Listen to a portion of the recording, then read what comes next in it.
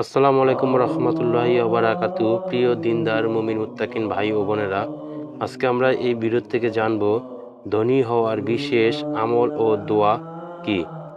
ধনী ও সম্পদশালী হওয়ার মুমিনদের জন্য একটি কঠিন, কারণ তাতে হালালভাবে উপার্জন করতে হয়। এজন্য তাকে প্রথমে কাজের দক্ষতা অর্জন করতে হয়। পাশাপাশি তার জন্য 10টি বিশেষ আমলের শিক্ষা রয়েছে কোরআন ও হাদিসে। আমলগুলো করলে রিজিক প্রশস্ত আসবে, সম্পদ বৃদ্ধি পাবে। আমলগুলো কি তা এখনই বলে দিচ্ছি। 1 নম্বর আমল হচ্ছে আল্লাহর শুকরিয়া আদায় করা। আল্লাহর শুকরিয়া মুমিনের সফলতার সোপান। শুকরিয়া আদায়কারীকে শুধু নিয়ামতের উপর রাখা হয়, সুতরাং যা আছে তাতেই শুকরিয়া হতে হবে। আল্লাহ তাআলা বলেন, যদি তোমরা শুকরিয়া আদায় করো তাহলে আমি অবশ্যই তোমাদের নিয়ামত বাড়িয়ে দেব, আর যদি তোমরা অকৃতজ্ঞ হও নিশ্চয়ই আমার গজব বড় কঠিন। সূরা ইব্রাহিম। 2 নম্বর আমল হচ্ছে ইস্তেফাক বা ক্ষমা প্রার্থনা করা। ইস্তেফাকে হালাল উপার্জন বেড়ে যায়। যে ব্যক্তি বেশি বেশি ইস্তেফাক করে আল্লাহ তাআলা তার সব সংকট থেকে উত্তরণের ব্যবস্থা করে দেন, তার সব পেরেশান দূর করে দেন এবং তাকে এমন জায়গা থেকে রিজিক দান করেন যা সে কল্পনাও করতে পারে না। 3 নম্বর আমল হচ্ছে তাকওয়াকুল বা আল্লাহর উপর ভরসা করা। শুধুমাত্র আল্লাহর উপর ভরসার সম্পদ বৃদ্ধি অন্যতম উপায়। হযরত উমর ইবনুল খাত্তাব আলাইহিসসালাম থেকে বর্ণিত, রাসূল পাক সাল্লাল্লাহু আলাইহি ওয়াসাল্লাম বলেছেন, তোমরা যদি আল্লাহর উপর যথাযথ ভরসা করো তাহলে তোমাদের জীবিকা দেওয়া হবে সেভাবে যেভাবে পাখির রিজিক প্রাপ্ত হয়। পাখি সকালে ক্ষুধার্ত অবস্থায় বের হয় এবং পেট পূরণ করে সন্ধ্যার সময় বাড়িতে ফিরে।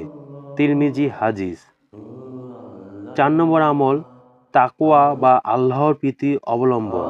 আল্লাহ তাআলা বলেন, যে ব্যক্তি আল্লাহকে ভয় করে আল্লাহ তার পথ করে দেবেন আর তাকে তার ধারণাতীত উৎস থেকে রিজিক দান করবেন। যে ব্যক্তি আল্লাহর উপর নির্ভর করে তার জন্য আল্লাহই যথেষ্ট। আল্লাহ তার ইচ্ছা পূরণ করবেনই।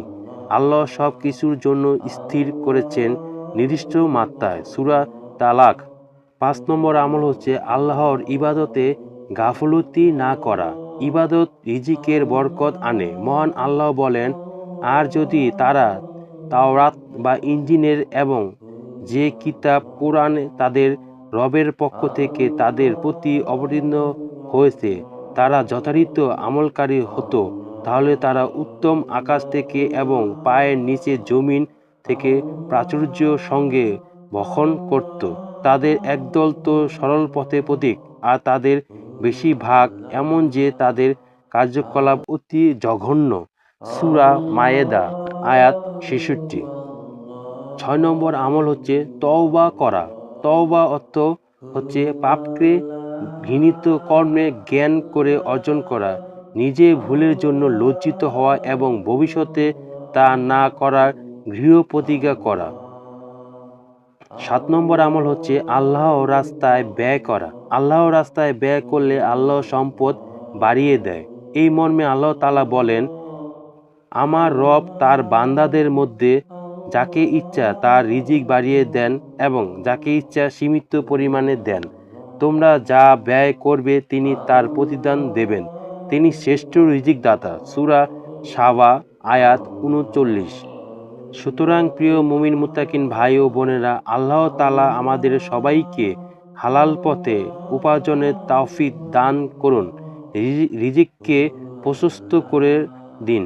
আমিন আমিন সুম্মা আমিন। আসসালামু আলাইকুম রহমতুল্লাহি ওয়া বারাকাতুহু।